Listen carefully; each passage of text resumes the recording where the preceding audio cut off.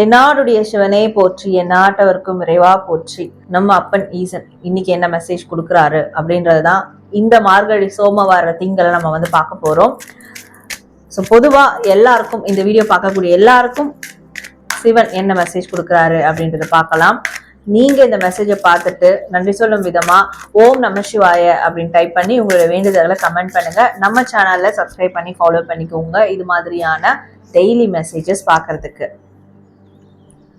So நமக்கு சிவன் தரக்கூடிய message என்னன்னா, மறப்போம் மன்னிப்போம், இந்த ஒரு விஷயத்த கையில எடுங்க கொஞ்ச நாளைக்காவது அட்லீஸ்ட். அதாவது உங்களுக்கு பாசிட்டிவிட்டி கிடைக்கிற வரைக்கும் ஆகுது, இருக்கக்கூடிய சூழல் நல்ல விதமா மாறுற வரைக்கும் ஆகுது, சில விஷயங்களை மறந்து மன்னிச்சு விட்டுருங்க.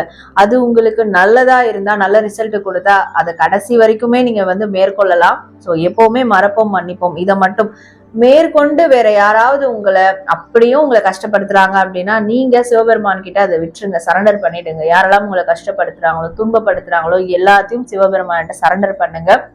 அவரு உங்களுக்கு எப்பவுமே ரெடியா இருக்காரு.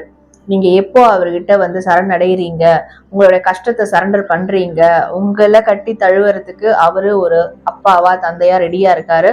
ஸோ நீங்க அதை மட்டும் மனசுல வச்சுக்கிட்டு மற்ற எல்லா கெட்ட விஷயங்களையும், உங்களுக்கு நடந்த கசப்பான விஷயங்களையும் நீங்க மறந்து மன்னிச்சு விட்டுருங்க.